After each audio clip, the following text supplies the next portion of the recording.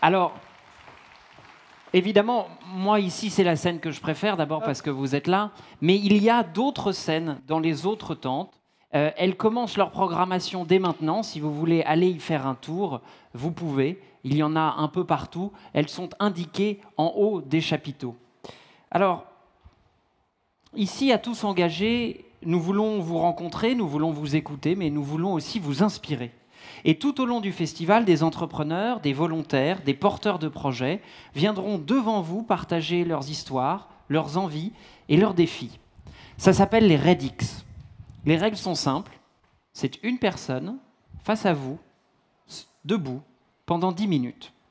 C'est un moment privilégié pour démontrer que chacun peut se réaliser à travers de son engagement, avoir un impact social très fort, partager une vision inspirante sur le futur, et surtout que cette vision soit sociale et solidaire.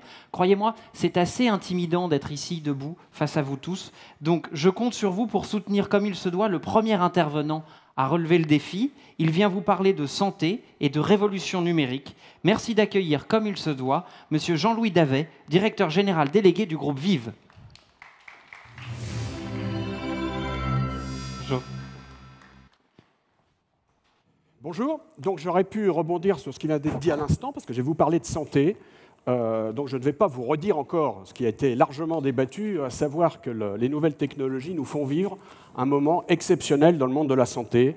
Intelligence artificielle, ça a été dit, prothèses bioniques reliées au cerveau par des fils de silicium, des thérapies géniques ciblées grâce au séquençage du génome. Maintenant, on connaît beaucoup mieux la structure moléculaire de notre ADN. Donc ce sont des progrès qui sont absolument indéniables.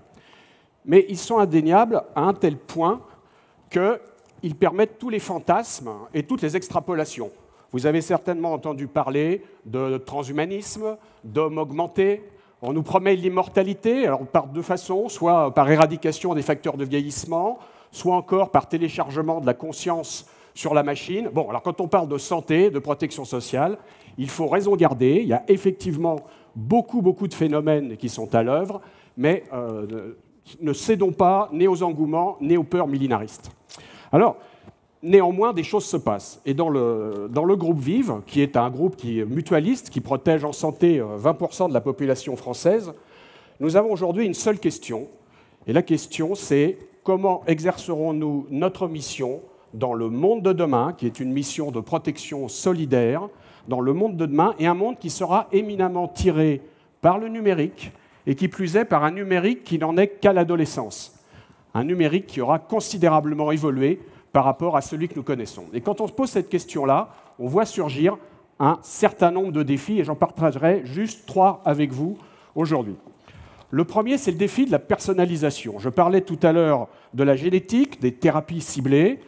Bien évidemment, se faire séquencer son génome permet de connaître avec précision la structure de ses gènes. Et derrière ça, d'ores et déjà, il y a un mythe qui se propage dans la société, qui est la résurgence du déterminisme de l'existence. Parce qu'on connaît sa carte génétique, on sait exactement à quoi on serait condamné.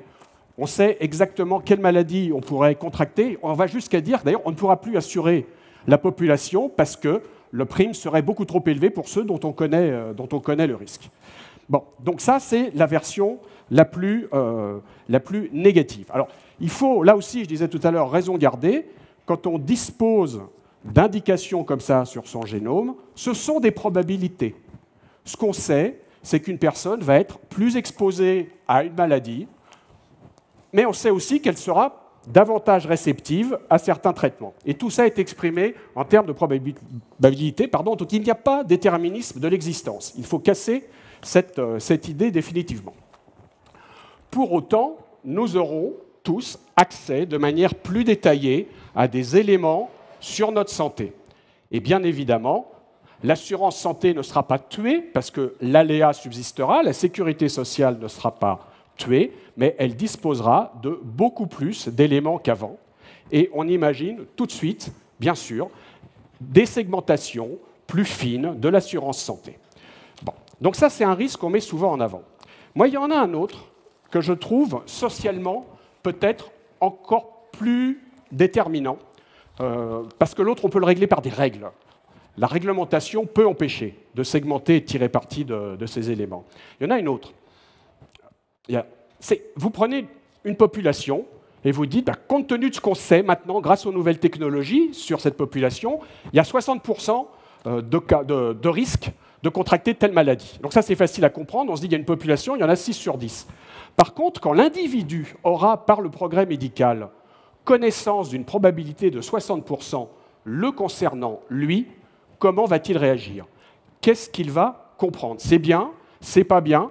Quel désarroi? Et là, vraiment, à mon sens, il y aura un accompagnement à mettre en place, parce que ça va nous arriver. Ça va nous arriver, la connaissance va aller augmentant, et bien évidemment, nos systèmes de protection sociale qui ont été construits sur des bases pendant lesquelles ces données, ces éléments n'étaient pas disponibles, va être considérablement bouleversé. Si je reste encore sur la personnalisation, un troisième point, c'est la prévention.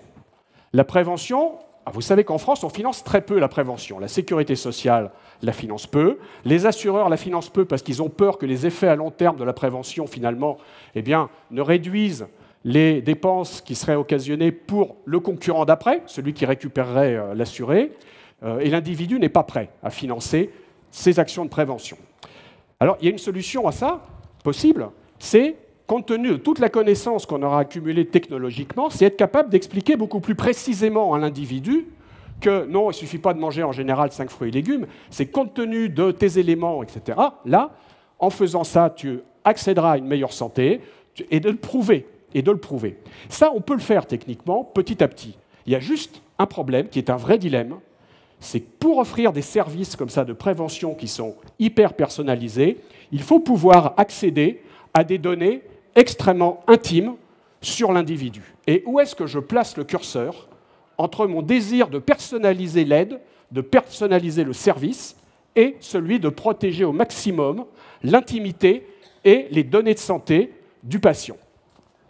Alors, quand on est un groupe mutualiste comme nous, on ne sait pas répondre à la question, bien évidemment, on ne se sent pas libre de choisir où placer le curseur. Donc la décision qu'on a prise, c'est d'en discuter avec les adhérents, avec les membres, en faisant preuve du plus possible d'esprit pédagogique. On parlait d'éducation tout à l'heure, bien évidemment, l'éducation est un élément absolument majeur. Donc, nous aurons là, tous, un effort considérable à faire pour être capable d'aborder ces enjeux. Alors ensuite, je vais parler d'un deuxième défi qui est celui de l'accès, de l'accessibilité. Et j'ai envie de le paraphraser. Vous avez sans doute entendu parler de la théorie du ruissellement. Je pense que cette théorie a des limites. Alors c'est quoi la théorie du ruissellement? La théorie du ruissellement, c'est qu'on sait que les thérapies les plus performantes, les plus ciblées, les plus modernes, en général, profitent aux couches de la population les plus aisées, dans un premier temps. Et ensuite, c'est très élégant comme terme, j'aime beaucoup, ruisselle vers les autres strates de la population. C'est vrai, on l'a observé sur de nombreux traitements dans l'histoire. La seule question, c'est est-ce que ça va continuer? Et ce n'est pas du tout évident parce qu'à l'époque où on considérait cette théorie du ruissellement, eh bien, on était sur une médecine qui était purement réparatrice. On remettait les gens sur un pied d'égalité par rapport à des normes de bonne santé. Avec l'évolution qu'on va connaître, on va aller de plus en plus vers de la médecine augmentée, personnalisée, prédictive, où là, la volonté de l'individu pourra être d'aller au-delà de la moyenne. Et au fur et à mesure que la démocratisation se verra sur ces soins de plus en plus sophistiqués, eh bien, beaucoup d'individus vont franchir, s'extraire encore de la moyenne pour franchir le cap d'après. Donc, ce n'est pas du tout sûr qu'on puisse continuer comme ça à bénéficier, faire bénéficier toute la population de ces éléments. Et puis, il y a un autre point, qui est la vitesse du progrès. Cette vitesse, elle est en ce moment hallucinante.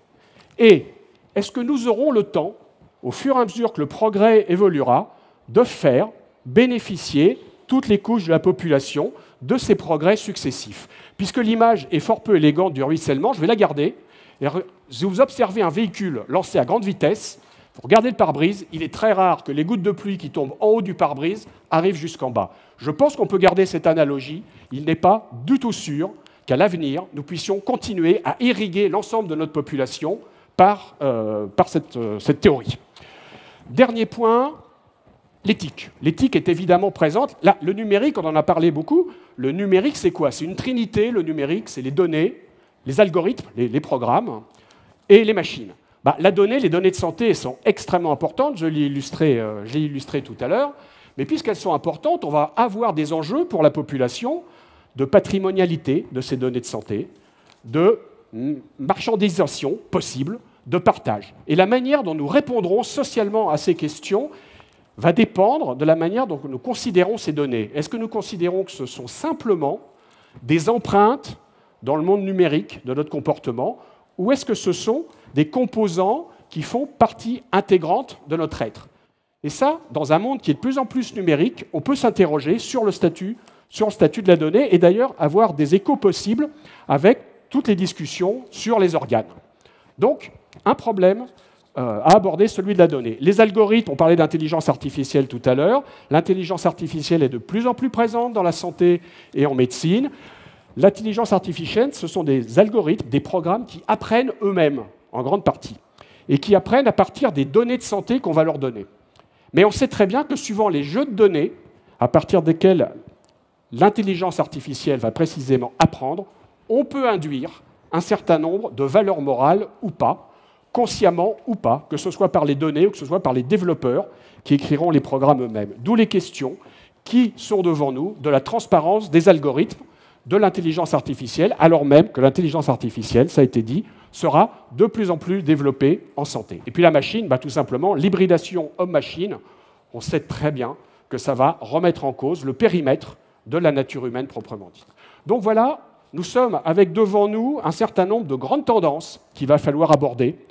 La bonne nouvelle, c'est que ces tendances ne sont pas déterministes. Elles vont s'entrechoquer les unes les autres.